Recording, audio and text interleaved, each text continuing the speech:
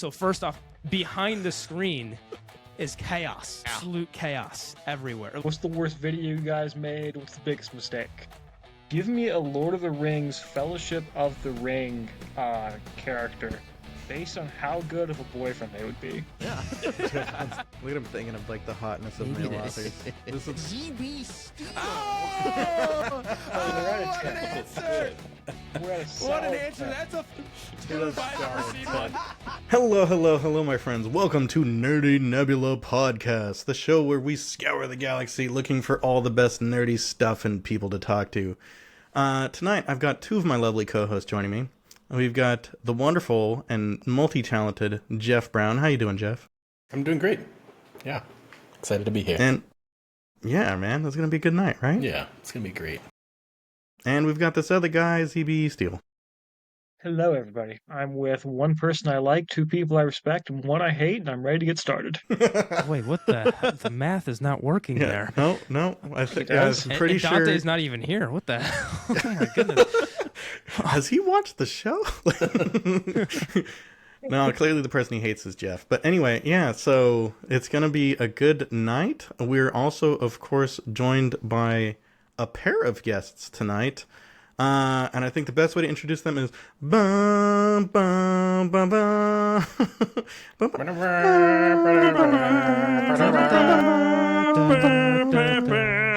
Hey, Rich.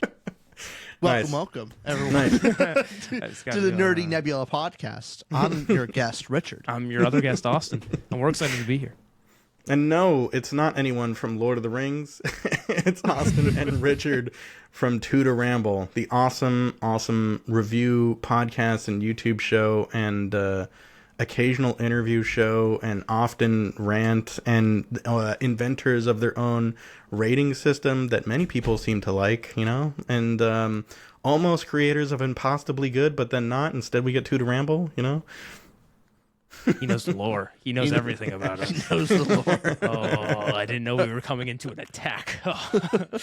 Yeah, well, it is going to be an attack because we have some beef. We've got some beef, and we're going to have to deal with that pretty soon. But but I feel like we should become friends before we bury the hatchet, you know, like, you know. So, yeah, I mean, thank you guys for being here, first and foremost. Of course, yeah. Happy to be here. Thank you. Yeah, my pleasure. You guys just, at the time of recording, you know, again, you guys are doing different reviews and that sort of thing. You just posted the review of the last Christopher Rocchio Sun Eater book, and looks like you guys liked it, huh?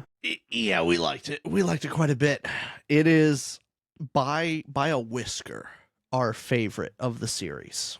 So, Rocchio ended it on a high note for us. And I know for Austin, it's his favorite finished series. Yeah, definitely. I loved it. And depends on, ask me on a certain day, I could say Disquiet Gods, but no matter what, he finished it and everything I could ask for more. Loved it. Nice. So I don't want to beef too early, but Austin, if I'm correct, you have Howling Dark as the other 5, right? I have 3 5s: Shadows Upon Time, Disquiet Gods, and Howling Dark, yes.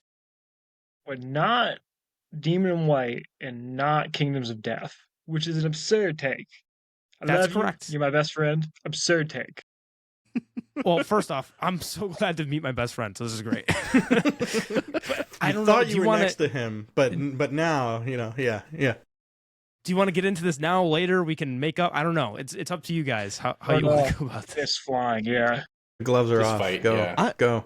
I'll stand up for you, Austin, on this one. Oh, I 'cause don't even know need to that defend myself. You don't Oh, even need to. I don't even need to talk. I love Demon in White. It is my 5. It's also a 5-star for me. Love the book. However, what it does great is its action, its plotting, pacing, all of the kind of surface level stuff that you love about an action space opera. It does amazing. Where it's a little bit more lacking in comparison to Howling Dark, Disquiet Gods, and Shadows Upon Time is the thought-provoking nature of kind of that meaty philosophy stuff that you get from the rest of the Sun Eater series. And Demon in White just really doesn't have that. My off base on that's why you rank it significantly lower than the others. I give it a 4.5, not significantly lower. Significant. Start off with I really enjoy the book. 10%. 10%. 10%, you bastards.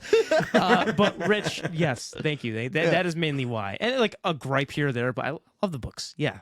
The only one I dislike is the first book. So Yeah. But yeah, CB, thanks for starting us off on a hot note. Yeah, I don't know why you decided to shit all over Demon and White like that, but hey, that's your business, not mine. But I do think.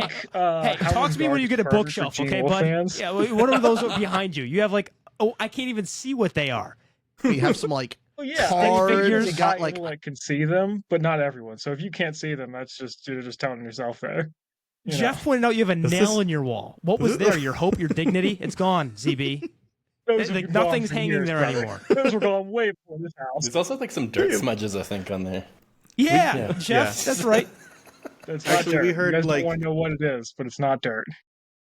we heard an episode or two ago on the Patreon exclusive about ZB's first time getting drunk, so we know actually his dignity has been way gone for a while. So Way gone. You guys are way too We'll late. have to get that later.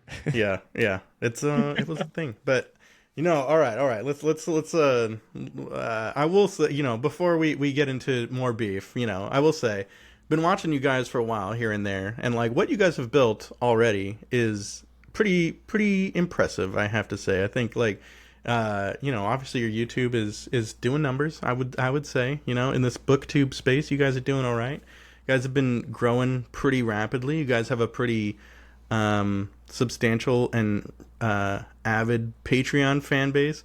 Is there anything that like you guys have gotten to at this point where you sort of like I mean Jeff has been in the game for a long time, so I think Jeff is just jaded on everything.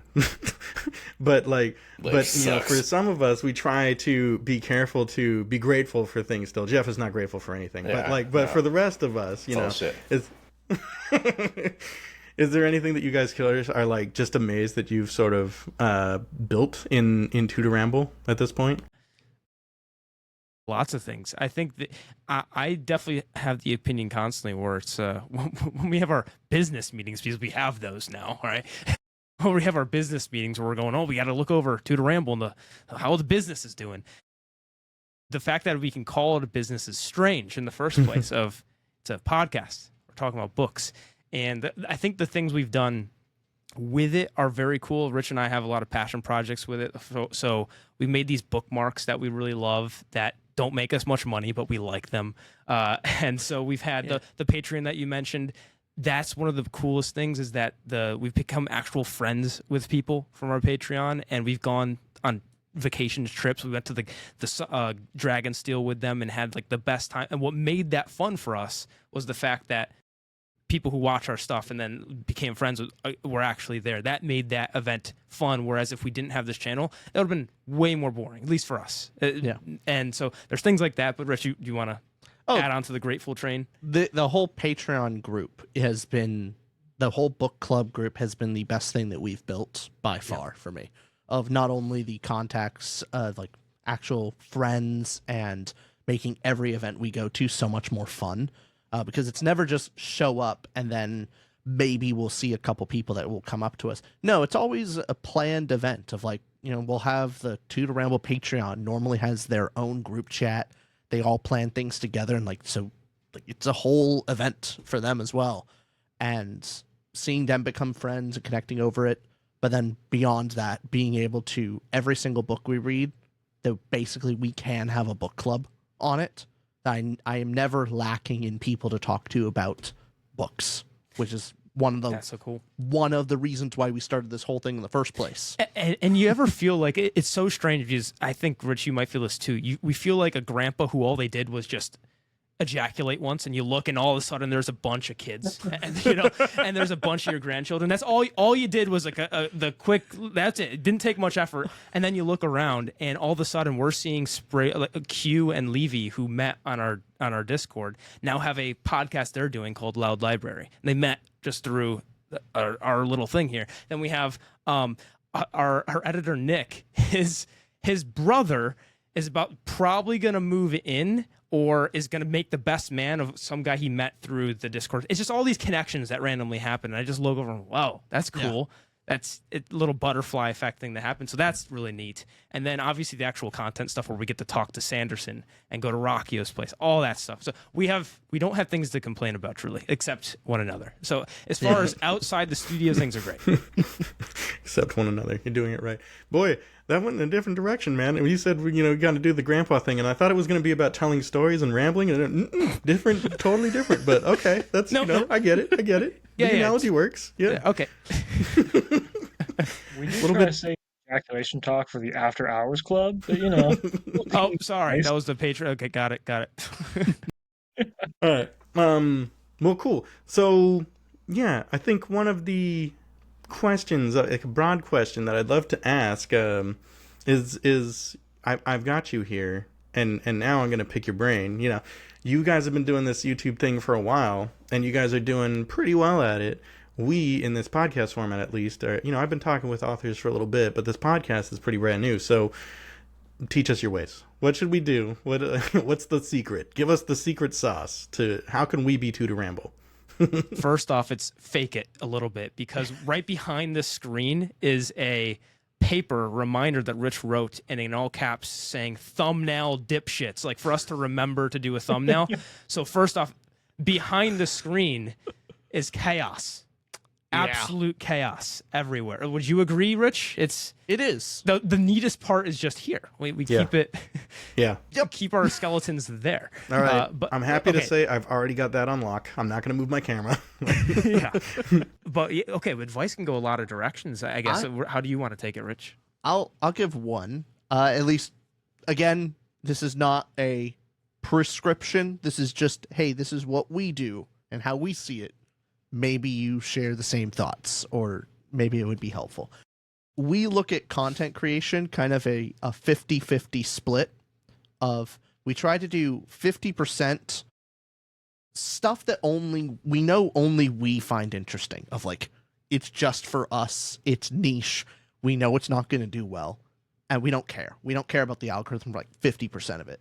And then the other 50%, we care about the algorithm, but not without us being interested, but I'm more willing. But like, that's at least that we'll try to always think about of. And the reason behind that is your reputation matters probably the most.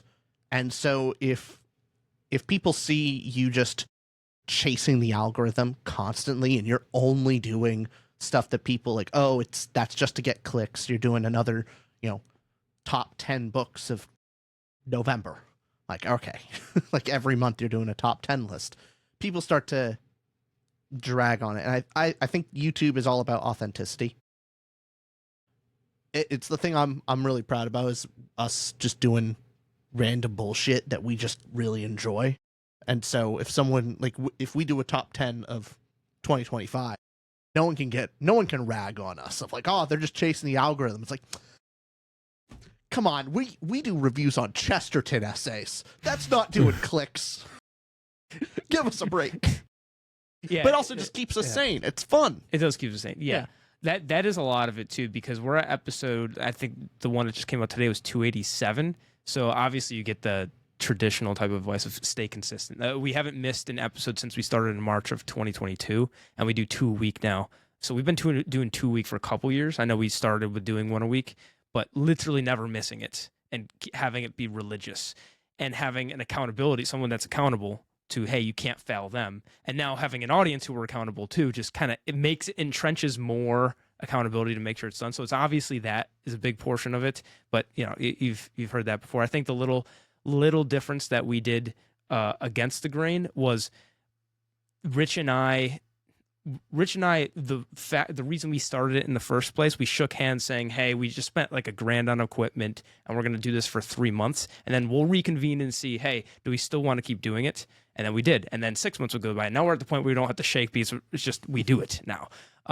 And a large part of that was even starting the podcast of answering the question of why are we doing it? We had to have enough personal benefits to keep the motor running, of it never feeling like work, even though there's a bunch of obvious work that goes on of, hey, editing's work. Well, the first thing we delegated, we now pay an editor. Hey, Nick, he's great. But the things, you don't want to do, you eventually delegate. But the big thing for us was how many, before we even started, I know we went through, like, what would we even do episodes on, or how many things we'd be interested in talking about, and there's an endless list of stuff that we would want to do in film. And the things that we get is, hey, when we do a review, we like that not just because, hey, we're posting and people get to see what we say, but we have a diary of the books we've read and what we've thought. So a couple years ago, we can look back and see what that. So there's a benefit there.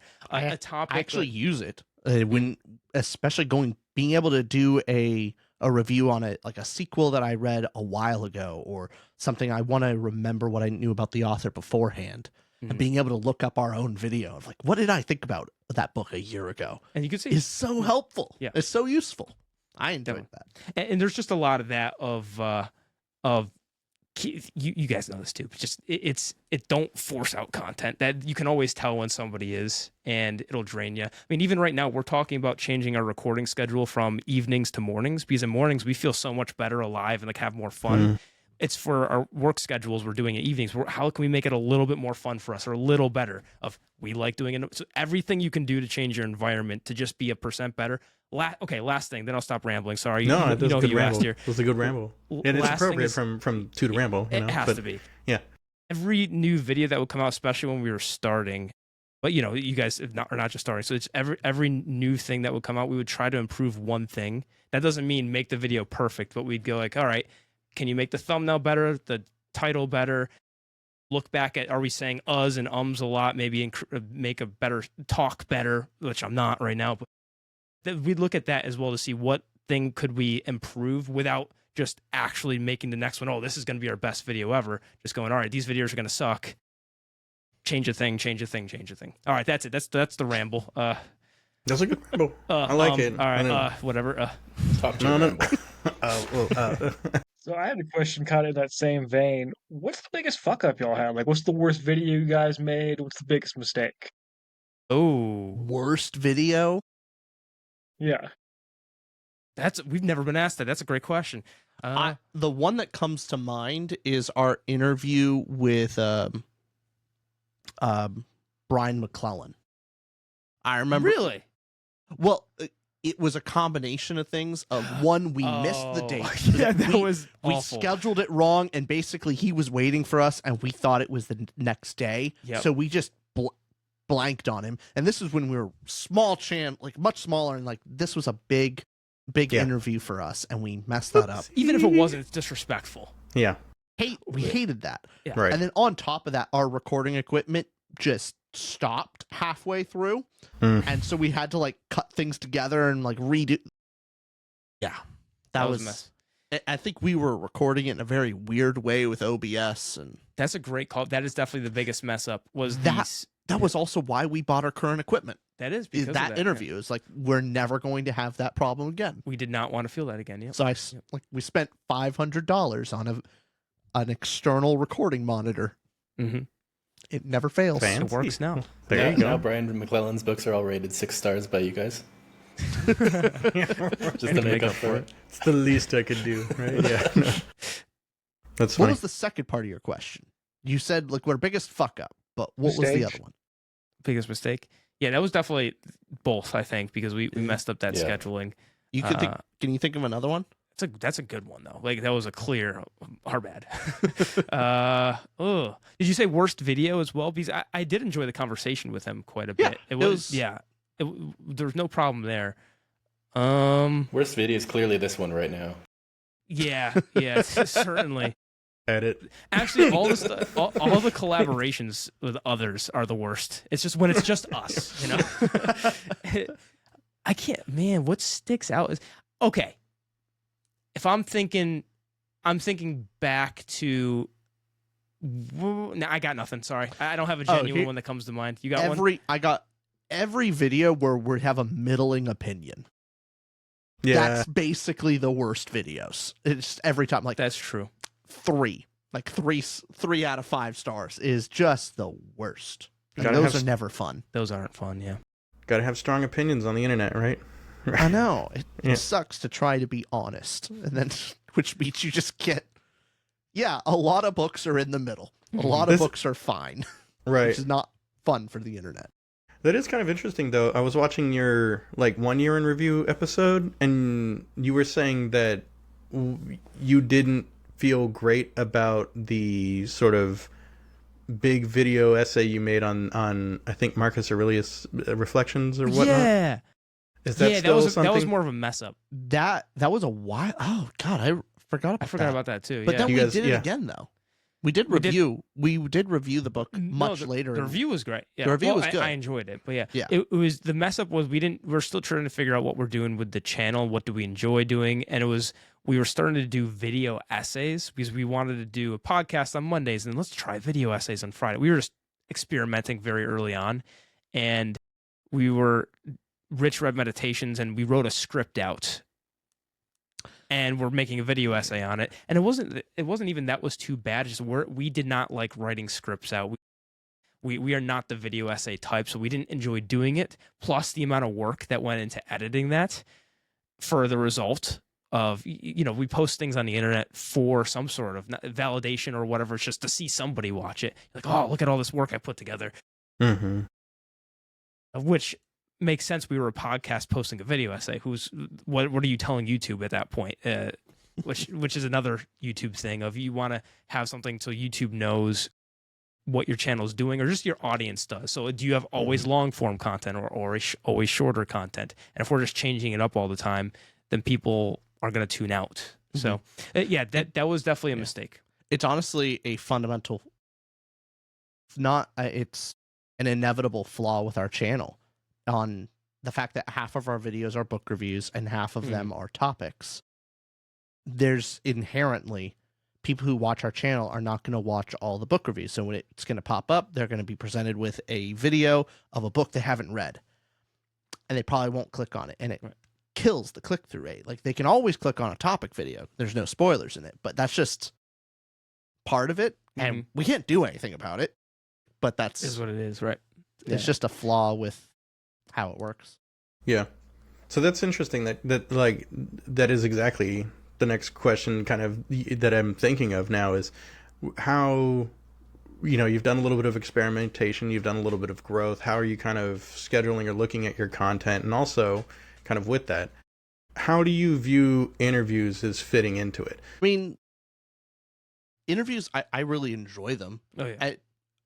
I despite whether it'll do well or not, we'll still always do it. It's always fun.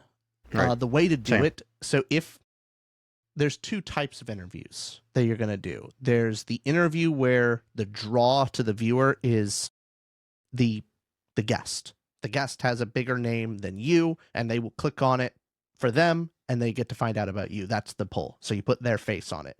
So for us, we have Sanderson on. Yeah, That Sanderson's works. bigger than us. No matter, that will do well because they're bigger than us. And so that's the pull. If it is an author that is same popularity-ish of us or lower, then the focus is not the guest, it's the topic. What's a very interesting thing that guest has to say something about? And then we try to make a more YouTube click-friendly video that features the topic rather than the guest. That is a lot of the trick with what we do is what Rich was saying earlier about, hey, we'll do 50% of the stuff algorithm, 50% for us. Really, it is we will always find a topic we first agree, do we both want to do this and sit and talk about it for an hour and a half? Because it's very hard to fake something for sitting there and talk about somebody about something you don't want to talk about. So it's first, do we want to do it? Then after do we want to do it, it's how do you package it in a way that people would watch. And when it's book reviews, we don't have to think very much. It's just, hey, we want to do book reviews anyways. Here's the title. And there's no way to package that in a neat format that'll get someone to click it. So it's more so for Really? that other half of the stuff that you're talking about of, Yeah. hey, like it's an interview. How do you package that so somebody would want to click on it because we're going to do it anyways. Yeah. So with an interview with I'm trying to remember a more recent one with because how did we structure the one with? Who are you thinking of? Are you thinking of our latest one that is not posted yet with Michael, or you thinking beforehand with? Mushroom Blues. Oh, Adrian Gibson. Adrian. Yeah. Gibson, yes. So Good guy. I like that guy. Great guy. Yeah. But for him, we know that like we want the best thing for him specifically is more people clicking on the video. But because he's an indie author, not many people know him, people aren't going to click on the video for him. So the focus on that video was talking to him about like indie publishing or, you know, how to take criticism as a new author. So that's the angle. Oh, when we had the panel on, that's what you're talking about. Yeah, exactly. Okay, we had a panel of 3 indie authors on. It was Adrian and others. And that, yes, that one. Yeah. And so that's the focus, is trying to get people to click on it for some other the topic, and then, hey, look, these indie authors, if you like their content, you like what they're saying, then you can traffic them off, and hopefully they get some more attention for their books. Wouldn't it be so nice if you could outline your novel, organize your world building, write your book, format your EPUB, and publish it on the same website? Well, you're in luck. Campfire is the all-in-one platform for authors, offering both a full-featured writing software and KDP-style publishing, but with 80% royalties and none of the predatory practices you're stuck with when you publish with a monopoly. Campfire's tools feature versatile panels that make creating characters as simple as moving note cards around a corkboard, only much more organized, convenient, and without the inherent dangers of working with thumbtacks. Its wide range of tools include templates for creating settings, a magic system builder, and more, all of which are connected to a word processor that makes it easy to reference your notes as you write. When you're ready, publish your book on Campfire's ebook shop and include artwork, world-building notes, short stories, and more for readers who want to explore your setting in more detail. Try Campfire today at campfirewriting.com and bring your book to life. Someone told me, people say write for yourself, but like if you want to write for yourself but then you're publishing, then you're not actually writing for yourself, right? Then if you were writing for yourself, you would never publish it. By the action of putting it out here, we're hoping that people actually see it. I don't think I agree with that. I don't think I agree with this is a tangent, but the writing for yourself. I think you totally can write for yourself and then publish it. Like Steven Erickson with Malazan, which is how it's correctly pronounced. Just by the way, 2toRamble, y'all said Malazan wrong. I hate this guy. You cannot tell me that motherfucker specifically not right for himself. from Erickson, it's either. He has officially said it's incorrect. either or. He's incorrect. No, he's my best friend besides Austin, so. I like the arrogance. Yep. It's all I got, Pride is not my thing. It's really just sheer arrogance. But, ZB, how did you make me look fondly at Jeff, who looks like he wants to kill himself right now? Like looks like he is just done with this interview. And well, that's what I do. It's like you guys know that mean joke where it's like, I'm basically like the 4 out of 10 of the group. The fat guy who doesn't take care of himself with his sweatpants. And then that makes the guests just be like, damn, Nick and Jeff and Dana and Dante. Those are the homies, You're making Nick and Jeff look great right now. I see the dynamic. Not a good thing, 'cause I think you guys have copies of my book, so I should probably we do. save it. Which thank it's you for about those, to by go the in way. the fireplace. No. But I just can't tone down the arrogance, Steven Erickson's my second best friend besides Austin, and it is what it is. He told me that he told you guys that was incorrect, but that's neither here nor there. The correct opinion is I think you totally can write for yourself and publish for yourself, and that's kind of what, going back to the core theme of YouTubing for yourself, that's what I'm here for. I'm here for the love of the game. Like, I talked about vomiting into my own hoodie and promoting car crashes, and now we're just here beefing with 2toRamble. I don't do that for money or for clicks. I do that for the fucking love of the game. I respect it. Slowly, this will be an enemies to lovers by the end. I feel I'm starting to respect you already. Damn. After Hours podcast. Jeff, do you agree with them? Enemies to lovers. I feel like you caught a stray from me, so I need to be nicer to Jeff now. Jeff. No, you can be mean to me. It's fun. I think there's always a little bit of both of those things when you're writing or when you're making any kind of content. There's that you have to have a little bit of that side. You don't have to, but I think when you're publishing it, there's always that thought of what are people going to think about this, whether you want to or not. I think pure art would be when it's just for you, and pure I don't know what you could say, marketing or in illustration in art would be the opposite of that, or just let's say content would be more of that, of the opposite side where it's just for the viewer and not for you. And I think there's always a balance, though. I think for me, my art, I would say, like you guys said, it's kind of 50-50. I think that's a lot of how I think of things, too. The scale between art and slop. And Yeah. Success is somewhere in the middle. Well, actually, success is in slop. Like, slop will totally be a success financially. But maybe not necessarily, because if you're just doing something purely just to get it out there, that it's like, yes, maybe you get a lot of views, but are you going to get a lot of people that actually care enough to follow you or join a Patreon or something like that? And I think usually not so much. Dan Brown? Da Vinci Code? Yeah. Have you seen how many books he pumps out? Well, I mean, he's published still more than that one, actually. They're all the same. Okay, yeah. All of them are the same. You've read them? Yeah. Really? He's read a few all of of them. them. Yeah, no. I haven't read, like, he just came out with a book, like, this year, right? Yeah, and guess what? It's going to be the exact same as the Da Vinci Code. You didn't read it. Da Vinci You Code. guys don't need need to. relax, because he's our next guest. Dan Brown's our next guest. Just to come on and, talk trash about 2toRamble. That's funny. No, I'm surprised you went Dan Brown. I thought you were going to go Rebecca Yarros because I know you have feelings, you know? She doesn't have enough books underneath her belt to, like, I would say slop. Like the slop machine, you know? They're just pumping them out. Like, there's plenty of those authors that figured out the formula and they're just doing it. I see. Slop is, there's got to be a stack of slop to be slop, right? Yeah. I think Rebecca Yarros actually is trying. I think she's actually going, like, she's trying to write the story she wants to tell. I just don't like it. But this is yeah, a little bit of a tangent, but it's very much related. When you guys had the Fantasy Fangirls podcast as guests, did they know that you were just going to shit all over the books that they love? a little bit. Yeah, they reached out to us. Really? They reached, cool. they reached out to us because their producer Hayden, shout out Hayden, who has his own podcast now, Fantasy Fan Guys, I believe it is, and they just interviewed Pierce Brown. I'm very jealous.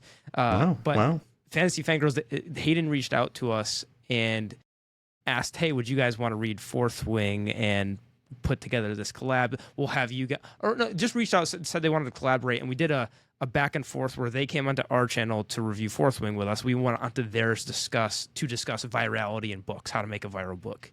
That was kind of the swap we did, which was fun.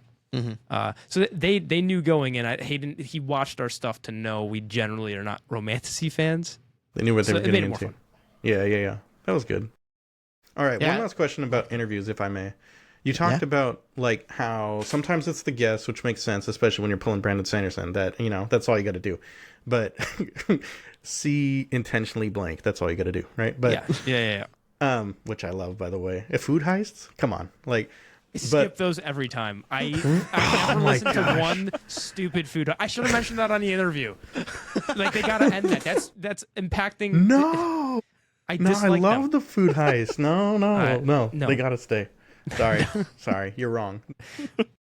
But the other one where you, like, have to do the topic, that makes complete sense. Do you guys, when that's the case, do you always have the topic in mind first, or do you sort of have the conversation then be like, what was the topic that that we should make the focus, This was not always the case for us, but we at one point when we were just starting off, we would come up with the video that day and film it that night, have it edited for the next day. Right? We were very sloppy, but at our current state, we have our next month of videos for the next 4 weeks planned of when we're recording it, what it is, what book it is, what the topic is, and it's titled out and the thumbnail is also ready to go. The at least what the idea for the thumbnail is. Now for the interviews, we have it titled out for what we want because, hey, we're going to direct the questions in this kind of way. But it could get tweaked by something in there happens that's either more interesting or we kind of didn't stay on topic enough, so it was something different. Then we'll adjust it, but we'll have a planned title. Just like this recent one we did with M.R. Leonard, who wrote Pilgrims, our planned title had to do with his books about Catholic aliens. So it's going to be something like, I forget the exact title that we have, but central around Catholic science fiction, something like that. And then what do we discuss? Do we adjust it? Well, no, it's pretty much on top. It was on topic. I'm trying to process Catholic aliens, but okay. Great book. Fantastic book. Oh, it was exciting. Gotta check it out. All right. All right. Actually, Also, Jeff actually- Hayes narrates the novel as well. Yes. all right. Jeff Well, Hayes. I'm on board. Yeah. I mean, Yeah. yeah, he's amazing. But yeah, thinking Catholic aliens, suddenly ZB makes a lot more sense now.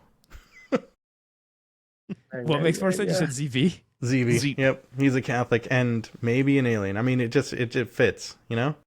I know that my looks are out of this world, but to call me an alien is just the nicest thing you've ever said to me. Points, I do sorry, want I to just go gotta give in you a points on different that one. direction. Yeah. Yeah, I want to go in an opposite direction of slop. Austin, I don't know if you actually read this. I only saw, because I follow you guys on TikTok mainly, so I mainly see you guys like short form content. This question might be a little bit more rich directed. But what is the best and worst POV in Hyperion? Oh yeah, we both Ooh. read this. Yeah. Yep. So we both have at this point. Yeah. The best. Best to me is the priest. To me, it's either the priest or the scholar is the best POV. That's pretty close for me. I lean toward the scholar, but those are the two. The worst is Detective has to for be me. the soldier. Yeah, It's a detective for me. I Yeah. think is worst. yeah. It's I the liked detective. I liked the detective well enough. It was just a fun little noir romp, but it's on the bottom. But I liked it at least more than the soldiers. Yeah, I'd still go detective bottom, but yeah, soldiers I could see too. Yeah. And the console story for him, not that good, but I liked the world building aspects that were in that, where it brought enough value from that POV.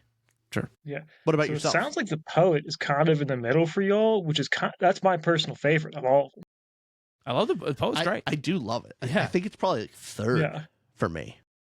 About middle, yeah. Yeah, it's Yeah. about middle. So if Yeah. I wanted to rank it, it would go scholar, the priest, poet, Console, console, detective, soldier. then soldier. Yeah. Gotcha. Yeah. How about yourself? Austin, I think you're no longer my best friend. I think it's Rich now. Even though he's not totally correct, I think he's more correct than you. Didn't you agree with me on the detective? I would go. Yeah, maybe I don't like either of y'all, actually, it turns out. Yeah, what the heck? Weren't we on the same page here just a second ago? Well, it's really like the favorite, because the least favorite, I think we all agree, like the worst one is really not that bad. It's actually rather good. But, so Yeah, wouldn't I that mean the favorites matching matters more? Because I do have Scholar over Priest. Fair To me, enough. here's the thing: it's close. Ask me on a different day. It's close. It could change. The scholar is the more emotional story. The priest, I think, is just probably better beautiful. written. It on its own as a short story is one of the best short stories I've read, just isolated on its own. It's some of the best horror that I've read. It's awesome. I think it's probably my favorite horror I've read. Very, very cool. Yeah. That's entirely fair. But you know what, Austin, you were right. I think you're still my best friend. So sorry, Rich. Hate to do it. Eh. Yeah. We'll be fighting for your love this whole time. But I do intend to go bald in the next 3 years. That's my choice, not nature's choice. So then maybe you and I will be a little bit closer, but who knows? I'll give you all the bald tips. No. Yeah, I'm down to hear him. Like this is actually grown out from the last time they saw me, so Yeah. Nick, just You're take losing the it. plunge. No. It's already gone. We did. Let it go. is. It's, Yeah, it's grew, no, it's it grew very back much from is. last time. Yeah. You're losing it. I need to get one of the like a Norelco again and just do it all the time. But Highly recommend the it's the skull. I think it's called the skull shaver. It has. I Like think a I know skull the one you're crossbow. talking about. This is the Yeah. bald tips I need. Thank you. Yeah. Thank you. I'll text it. I'll like send it sometime after this. If you want more advice for YouTube, having someone bald and shiny helps with like drawing attention on a Oh. thumbnail. Oh. So if you really want to optimize your game, do it. Oil Do it up a it. little. Yes. Yeah. It also makes it difficult for cutting out thumbnails. It does make it actually. Oh, look- yeah. interesting. Yeah, it's worse. Especially like I had to You're- move the white books over there Yeah. because they were behind my head And it just, and he couldn't actually trace it out very easily. So was- I had to move them over. that's It was harder to trace. yeah. hilarious. Actually, that's funny. Makes me think of the Simpsons episode where Homer would put his head in the Ballo Shino. So I have a question for you guys that's a little bit spicy. Well, I see how you end up on it. Do you think that it's good to listen to reviews before reading a book? And what's your kind of feel on that? Because I think there's one side of that where it's like appreciate the art for what it is, and the other side is I think you get a little bit of the other people's point of view, sort of predetermining what you're going to think about the book before you read it. So I guess how do you guys fall on? Do you read reviews before getting into a book, and do you like to do that?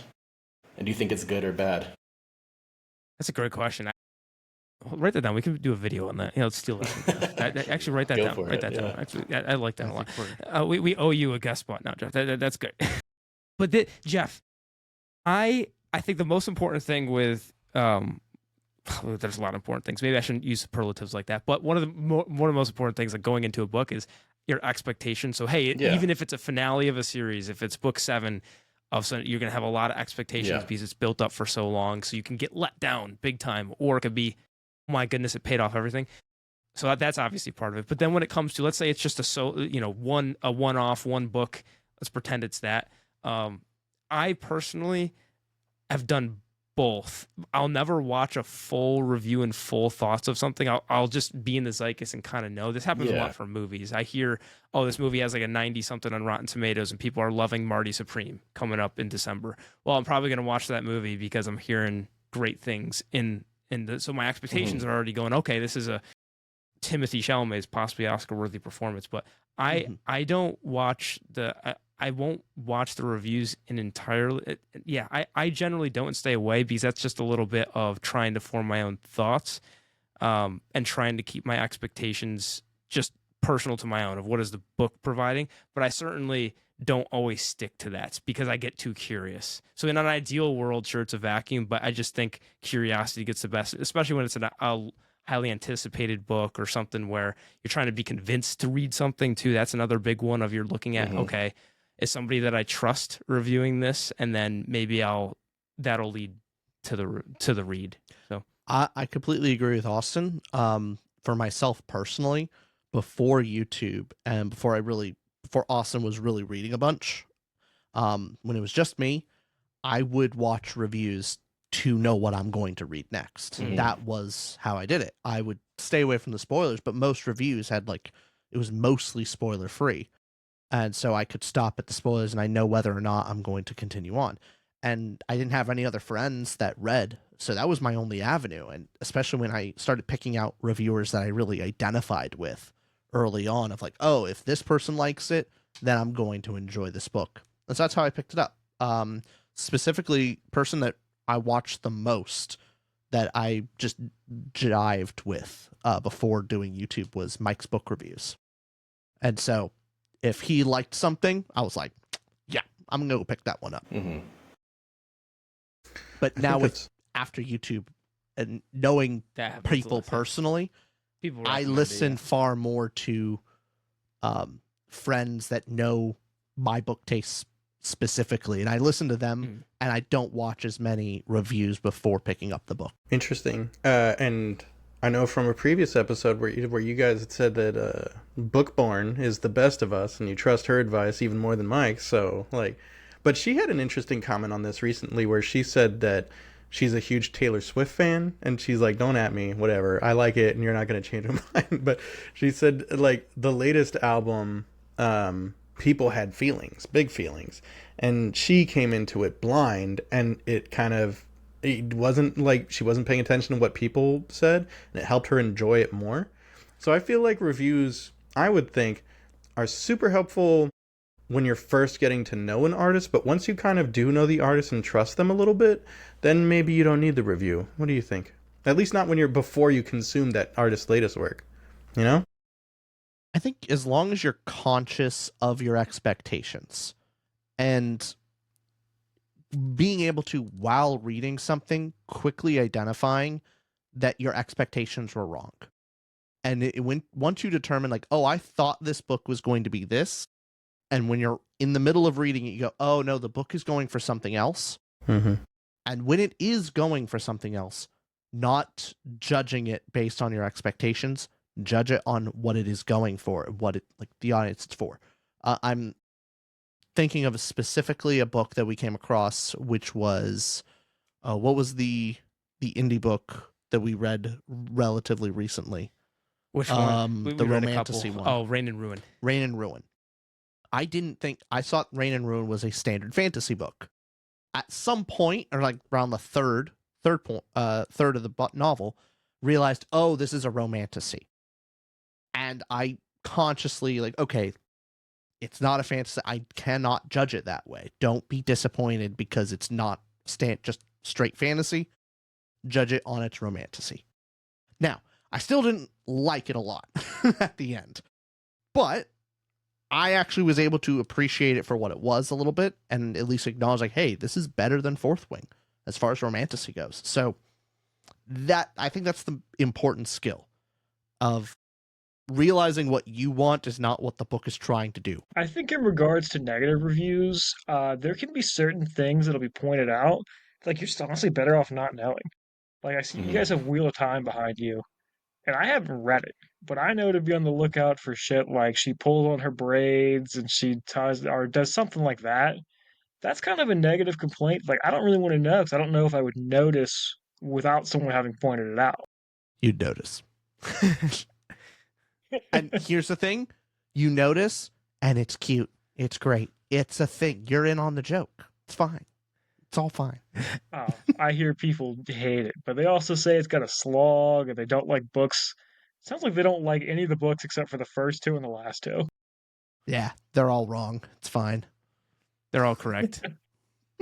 Listen to them. It's all a slog.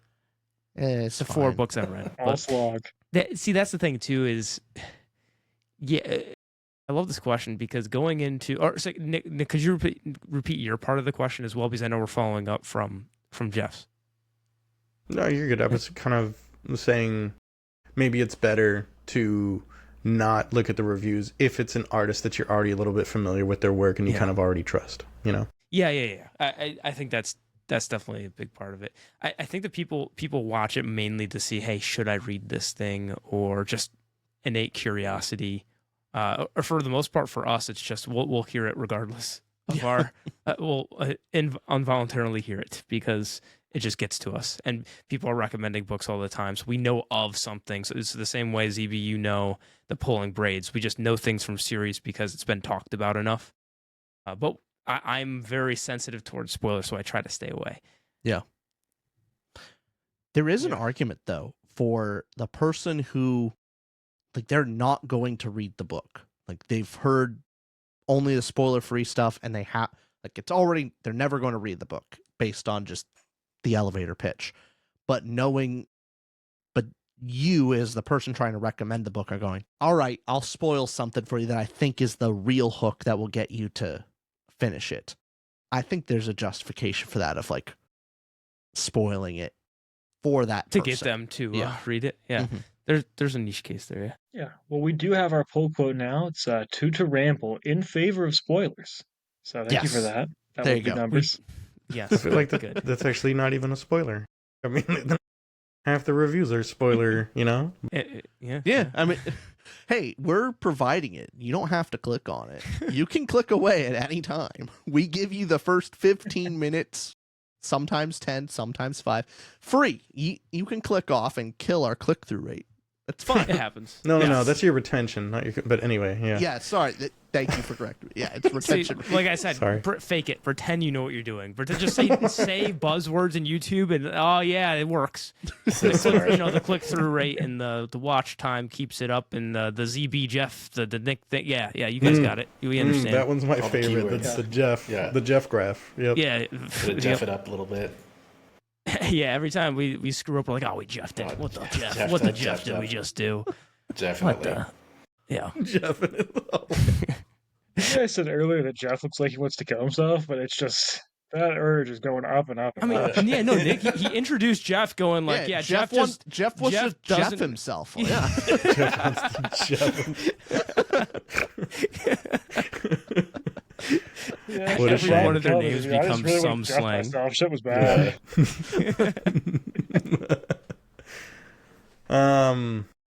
Nice. That sounds like something else. I don't know. Good. Hey, however you're feeling that day, Yeah, that fair word enough. can change. Yeah. Yeah. Right. Yeah, I mean, I usually let my wife Jeff I'm me, gonna feel but, bad if something does happen to Jeff. I'll blame Rich collectively. Yeah. We do have a game of Wavelength prep for both of y'all. Have you guys ever played I love Wavelength? Wavelength. Fun. It's my perfect. favorite. I feel- Actually, this is great. Yes. I love Yeah. this. And like Okay, Rich, clearly. do you know the rules? No. What is it? Okay. It's a game. So That's all for I know. Rich and for the way that Wavelength works is they're going to pick a number 1 through 10 in their heads, and they're not going to tell us what the number is. And I'm going to ask them 4 questions to try to gauge what that number is. For example, let's say if Austin goes first and he picks his number for 10, and I say, hey, give me a United States based on how pretty it is. He might say like Hawaii or North Carolina. If he picks, like 2 or 3, he might say Alabama or something like that. And that's pretty much the gist of the game. Okay. Does that make sense? Yeah, it's fun. Good. Yeah. I'm excited for this because I think this is actually like a secret challenge to find out who knows 2toRamble better. Like, Oh, right? Is it going to Yeah. be I like want the them to the play- co-host, or is it going to be us? Like, Yeah, who's coming up with Yeah. the number? I think it was Austin You going guys to are be both first. going to do one. I have 8 Okay. questions. Oh, so do we do it at the same time or just me first? Or So We'll one do at a time. just you first, since you already know how to play.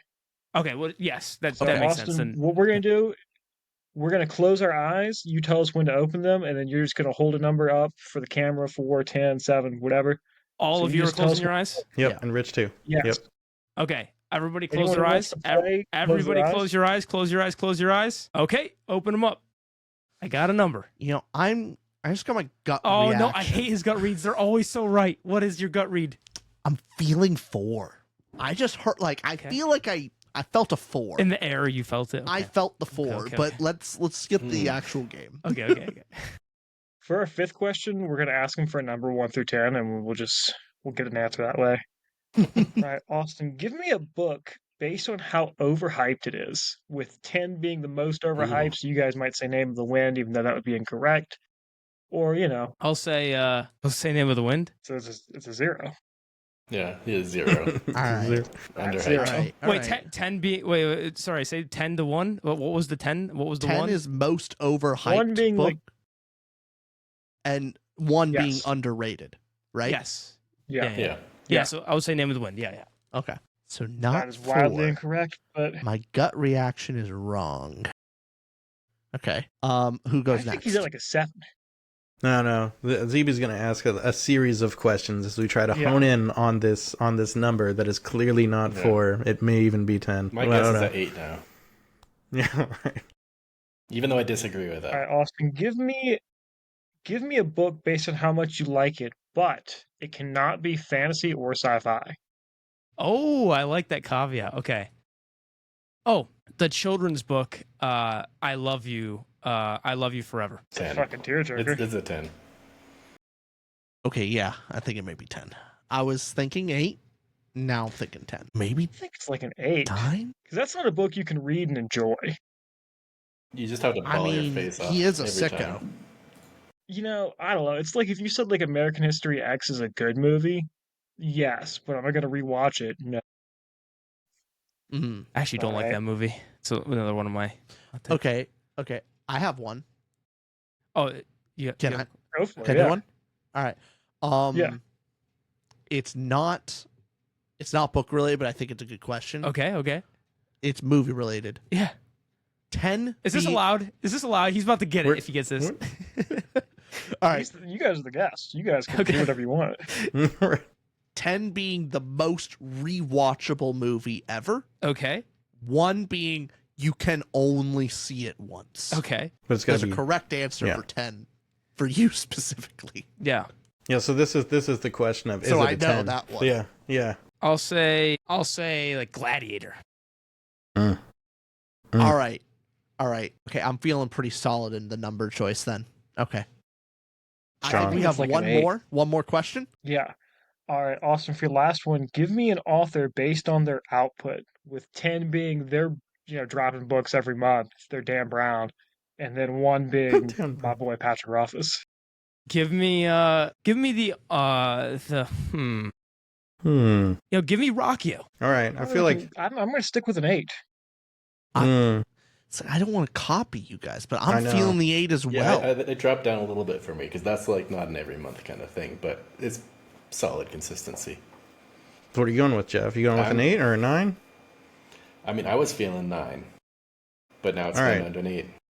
I'm now at a 7. Oh man, see, I was feeling like I got to do a not 8. I mean, I kind of feel like 8 is right, Yeah. but I want to do a not 8 just to cover more bases. You know what I mean? 8.1. Yeah, right. I'll tell you what. I'll say 9. So we've got 7, 8, 9 all covered. All right. Okay. What's Oh, number? ZB, what'd you say? You said 8, I right? said an He's 8. 8. You Yeah. know, Yeah. I think Gladiator's too long to be like super rewatchable, even though it's really good. And I don't think you would do a 10 for Name of the Wind. So yeah, I feel good with an 8. Do I reveal? It was 9. Oh, Damn it. something. It was 9. Nicholas, you got it. When I heard people saying 10s, I tried to pull people back into a 9 a little bit. Right. I heard 10s after Love You Forever, so I was going like, all right, let me pull Rockio. Mhm. Not saying that was the attempt with Rockio. Darn. Yeah. Gladiator is a 9 for me though. I know it was Yeah. rewatched, but I was then thinking, like, how many times have you actually rewatched it compared to Lord of the Rings? What would I Quit say? dropping next to Lord of the ZB's Rings? bookshelf, I know. Jeff. That's fair. Yeah. But yeah, 9. Okay, that was close. That wasn't horrible.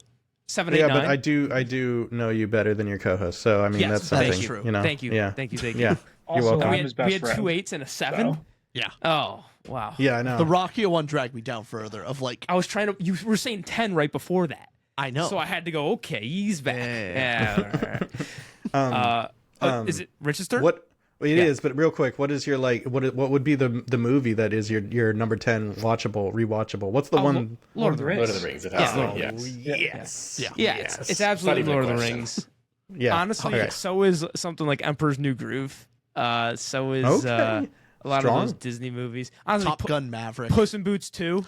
Oh, Yeah, How yeah. many times have we seen Puss in banger. Boots 2? It's a banger. Like, Every- I think at least 6 times. yeah. In a year. Yeah. It's funny. In a year. Unironically, love Unironically. watching that. Emperor's New yeah. Groove top tier. It is very strange that Carl from Dungeon Crawler Carl's is in that movie, but it's fine. Is he? Who is he in that What? movie? The Patrick Warburton does one of the voices, and Oh, yeah, you're and Jeff right. Hayes' voice is kind of modeled after Patrick Warburton. Oh, okay. That is so true. Yes. Yeah, you're right. You're not going to unsee it now. You're never, That's cool. That's Yeah. cool. Uh-oh. Yes. Yes. All right, more wavelength. All right. Rich, we're gonna close our eyes and you're gonna hold a number up on the screen: 10, 9, 8, 7. All those options. Whichever one. You just tell us when to look. All right. Go ahead, look. I'm gonna Okay. try to get you in trouble right out the gate. And Austin, if you have any questions, just jump in.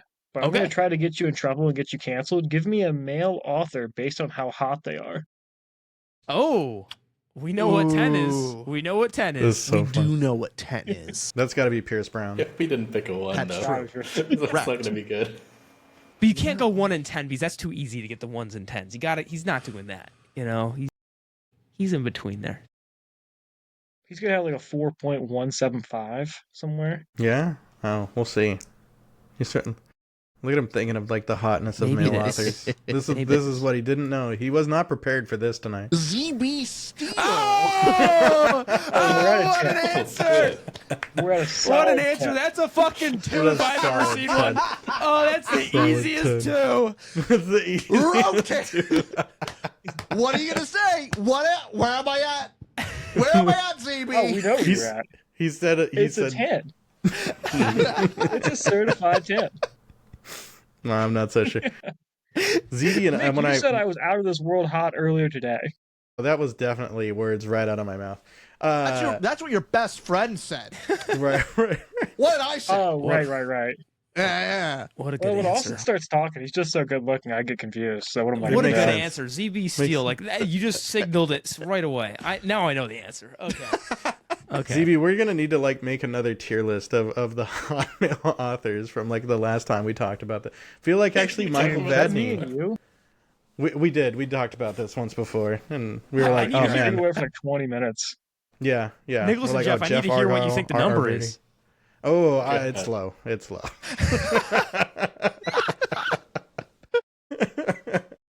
All right, give me a number between 9 and 10, because those are the only two options left. One of those two. I don't. I need to know your serious level of this answer. That's the thing, because you might say 1, you might say 10, and you might say something in the middle. Like I don't know how serious you're taking the question. That's the thing. Can Right. I ask him a Well, question? you just Then we lied go the to the whole- next two. Yeah, my next one was give me a Lord of the Rings Fellowship of the Ring character based on how good of a boyfriend they would be. How good of Wow. a boyfriend? How good of a boyfriend they would And be. it's got to be in the Fellowship. Do I get to Has to be pick in the movie or book? Ooh. Let's go with the movie. Answer depends. Fellowship of the Ring. And keep in Movie. mind, this is just a Movie. scale, right? Like most of them are going to be on the upper end, but if you had to place them all on a scale, 1 through 10. 1 through 9, right? Aren't there 9 of them? Are we including Gollum in there? Or... Are I you don't saying think are you saying they're character- going with the members of the Fellowship. Fellowship? No, Not- but how do we get a 10th person in Members there? of Because there's only 9. No. Yeah, throw Gollum in there. That's a good call out. Throw Gollum. Gollum You gets have to to have be a that 10th person, 10. right? He's 10 clearly. Yeah. He would just look at you all the time and go, my precious. Yeah, you feel very well cared, very loved. Yeah. Very low. Yeah. Okay, I got it. For the movies, Yeah. Mary. Mary. I don't know why you think Mary's a 10. That doesn't make much sense to me. Why? It's not Aragorn, not Legolas. Huh? Not Boromir. Not Bottom would be. not Boromir- Sam. Boromir has his redemption, though. Right. Who Ugh. would like Yeah, but it's like at the end of the relationship. who do You the know, rest if of us we're, think if we're would doing be a boyfriend, the best? I Boromir gave would it. be the guy who like cheats on you, and then by the end like bought you flowers at one time. So you're like, yeah, that guy's cool. I feel like I just gave the answer. There's like an objective There- truth. So I feel here. so he has Frodo low. He doesn't like Frodo in the movie, so Frodo's lower. Also, Yeah. Pippin's lower, right? Between the two of them, obviously. Yeah. So it's Pippin and Frodo are But beneath. Pippin's Am I- charming. I feel like Gollum is Sam has included to in be the list, top. by the way. Sam, like It's a Sam. it's a 4. Aragorn It and might Sam be a top 4. tier, right? Yeah, Aragorn and Sam have Does to he be put top him? tier. Yeah, Do you think he 4 puts him seems above right. Gimli? You know, Yeah, I mean, spoiler alert, Aragorn Yeah. is the 10. Yeah. Sorry. no, okay. Yeah. I'll give that 10 is freebie to Sam. you. This is a horrible take. I'm gonna agree. Well, you got Aragorn, Sam. He would put Legolas up there. I'm sorry. would you I'm put sorry, Legolas CB. up there? I really want my man to be a strong leader, not some beta, bottom. Oof. I don't need that. Beta Wild. bum. Wild take. Wow. Aragorn's that guy Think- that you take to the bar and he gets hit on by every chick. And Right. you know Where what? Sam He's is the so boyfriend. great. He still turns them down for me. Yeah, but it's gonna I make you want the yourself feel desirable good at a certain man. point. No, dude, you're gonna have a Aragorn. shitty day where you feel bad about yourself and see your boyfriend get hit on. You're gonna be like, I hate my life. And you know what's even better is seeing some hot piece of ass hit on my boyfriend, and then him just turning him down like, yeah. Okay, but like, Yeah, but bitch. you could have the man that's like, yeah, I don't know how to swim, but I'm still going with you. I mean, that you say beta, Well, that there's ain't value beta. to That's commitment right there. You There's know? value That's to that, but that's not commitment. Aragorn. No, that's what Aragorn I'm is saying. That's committed. Sam. That's Aragorn is Sam. so good. Commit. So I'm Aragorn at is 5 so now. good that he will not like understand you as a human being. Like Aragorn's No, never had a he's bad so hair day. empathetic. He's never felt fat. You know, if you come to Aragorn and be like, "Oh, my feet hurt," he's gonna be like, "Suck it up, pussy. What are you talking about?" Are we still talking Like- about Aragorn, or are we talking Yeah. about Legolas now? I mean, 'cause- Yeah, Legolas, shit, yeah. sure, but like, Yeah. not Aragorn. He's perfect. He's the perfect man. Well, that's why they're so tight. perfect. They're like two elitist bitches.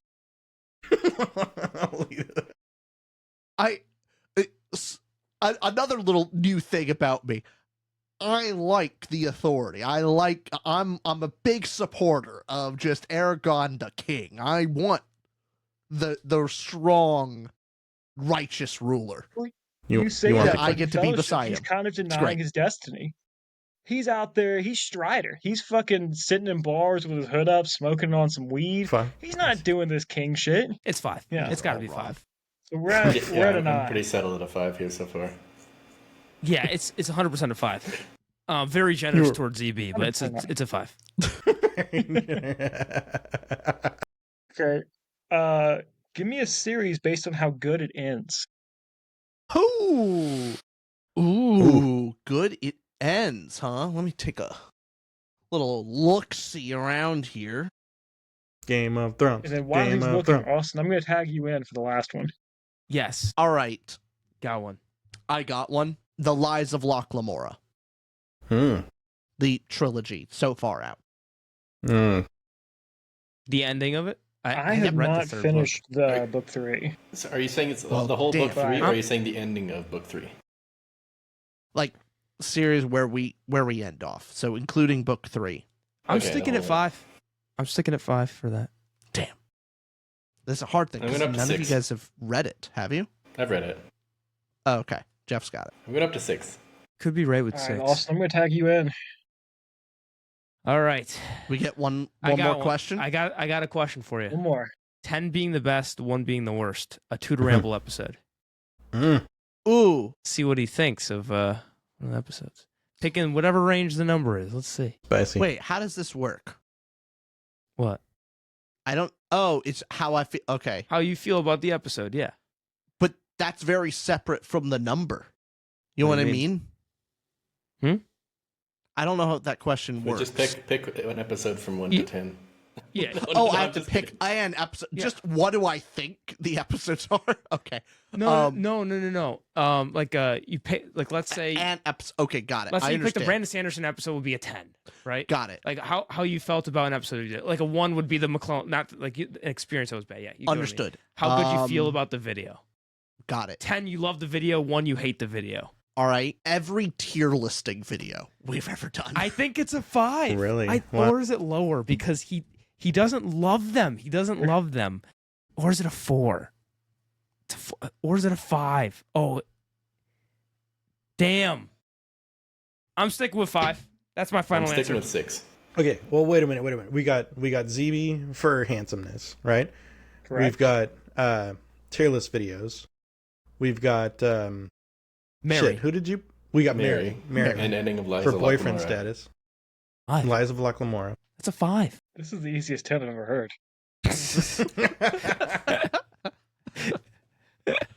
yeah, I'm a secret Mary enjoyer. Mary Stan. Yeah. I'm a Mary Stan. You know, it's I don't a know. bold take, but I respect it. Maybe like I'm gonna go 4. I'm gonna go 4. I think Jeff said I'm 6. Jeff? Yeah. 6? I'm 5. All right, and ZB, are you really locking in 10? I'll drop down to a 9 because he said Aragon as his Gotta top, be but humble. That's about it. All right. In my Smart. humility, I will drop down to a 9. Yeah. Answer Answer. 3. Oh, 3. Not 3. Wow. Oh, like what? I flashed 3 as my first gut guess, by the way. Before you said, Austin's gut reaction. I should have went with the gut reaction. Damn it. 3 There that are- makes Also- sense. Objectively speaking, Gollum is on the list, number 1. Yeah. Then Uh-huh. it's Pippin. Then Frodo. Then it's Mary. No, Frodo's rich. Nah. Frodo's fine. Oh, you're thinking He about is Frodo's rich. acceptable. He is That's a fine funny. enough boyfriend. Like, I thought he's you didn't nice. like Frodo. Ugh. I don't, but as a boyfriend, he'd be fine. He's nice. So It's Gimli's also going acceptable. over Mary then. I know. Gimli yeah. is higher than. Yeah, okay. Gimli's higher than Frodo. Yeah, no, but Yeah. no, it's Dang. Gollum, Pippin, I feel and Mary. like You thought that low of the ending of... Of Mary? No, you Yeah. thought that Lies low of Lies of Locke Gentlemen Lamora? Bastards, yeah. Yeah, I really didn't like it. Really? Mhm. Oh, But I That mean, threw it me isn't off. the worst thing ever. But I Right. really didn't like it. dang. I have a lot of 1s This and thing, 5s. I don't man. have many like 3s, middling. Wow. Legolas failed. has to be near the bottom, though. What's that? Legolas would be like the hot boyfriend you can not talk to Yeah. at all. yeah, Hey. and there's a lot of disagreement I think on this boyfriend ranking here. Hey, Like, look, It's I a terrible saw list. I saw the bedroom eyes that he was given Gimli, and as a fellow bald brother, I think we'd get along just fine. I don't know, That's dude. a Like, wordless yeah. activity you can enjoy for a weekend. You know, when it comes to like a drive through the countryside, you're gonna need more than steamy glances. This is not a romantasy. That's what I'm saying. Yeah. I don't think Gimli knows what he's doing, you know? 3 makes I sense. think 3 makes Mary sense. is like charming, but not like over the top chaotic. You know, Mary would be a good boyfriend. Ugh. No. Yeah. Yeah. Yeah. Everything. By the end of the book, here's the thing: when you said Fellowship of the Ring, like by the end, yeah, Mary's great. Beginning, no. You just have to do everything for him. No. You basically have to mother him. Well, where does Not Boromir as rank much on as your Pippin. list? Hmm? Where's Boromir on Boromir? the list? Ooh, Oh, that's true. he's What- pretty high for me. I like Boromir. I think he's an honorable guy. He's Huh. also he's good with the kids. Is he trying to murder one? That's the I ring. mean, was that him or was it the ring? Exactly. Yeah. But you see how he is playing with all the hobbits. Like, Yeah. he's great. Yeah. He did- Good cares. father figure. He sacrifices himself for the great. Like, yeah, no. He did try to protect That his is brother true. from his dipshit father too. So, like, points for that, you know? He's just a great guy overall. He's flawed. He's tempted by the greatest evil in the world. Sue him. Yeah, right. And Yeah. even We go then, back to he's talking about tempted like, me? oh, we could do great we- things with it. We can stop the evil. Who else wouldn't think like that? Yeah, even Gandalf. Well, that's you just know? sheer arrogance. You know, speaking as a humble man myself, I just think that he's not the upper echelon. You know? Yeah, honestly, ZB, how are you feeling about him calling you a 3? What is that all about? Dude, after hearing the rest of his reasoning, I just see how flawed it is. You know, I always agreed with him on his book takes, but now I'm kind of looking back at every single one being like with rose-colored glasses coming off. You know, I We had I so was many blinded redemption by the arcs good this looks and episode. swagger. This So is many- great. There's a rise and fall and rise and fall. Like, I feel good about ZB again. Jeff looks like he has light in his eyes. Nicholas is there. Like, we're getting along. This is great. He's there. Yeah. ZB really needs to go. Okay. Thanks, ZB, bud. pleasure. I'll do my outro. Hey. Yeah, dude, this Go was ahead. so much fun. Yes. This was a lot of fun. I really want to Thank go you on for your having us. show or have y'all back. Yeah, Yeah. that monkey point fucking rocked me. And I like getting rocked. So, Our goal I'm gonna go every to bed thinking podcast about we that. have is always 2 hours of fun, then 1 hour of thinking, and then leave. but I do got to bail. This was so much fun. If you guys like Christopher Rocchio, Joe Abercrombie, Patrick Rothfuss, so you guys can ignore that last name. Buy my books. They're on Amazon, Whispers of the Storm, Inkling of Flame. I am Austin and Rich's best friend, and I have their full support in saying all these words, so they will co-sign it. But yeah, this was a lot of fun. Thanks for being here, and I will talk to y'all later. CZB, I'll also co-sign it. See We ya. gave him a hard enough Yeah, time. go read his books. Go read his books Go buy now. them now. Give me a rating. Or rating for have solid AI 3. recreate it. The official rating for ZB is solid 3. All right, so Jeff. Go Jeff yourself. It's his last word. I love it. Gentlemen, I feel like clearly we could keep going on all night, but I have to work tomorrow, so that's not really an option, you know? This was so Unless fun. I want to get a whole lot of Patreon supporters really fast, then Wink, wink. wink, wink. Thank you, Rich and Austin. I think probably our audience already knows where to follow you, but just for the guy that doesn't yet, where can they find and follow 2toRamble? Take a look on youtube.com and search 2toRamble. The number 2, then T-O, Ramble. And there you go. Same thing on all other platforms. Yes. Nice. Jeff, where's the best place to follow you? JeffBrownGraphics.com or Instagram at JeffBrown_graphics. Heck And yeah. you can find all my links at nicholaswfuller.com. This has been a blast. We definitely got to hang out more, do something like this again. Yeah, Jeff, ZB had to go. Austin, Rich, thank you all. Thank all the listeners. If no one's told you today, you're an absolute legend. And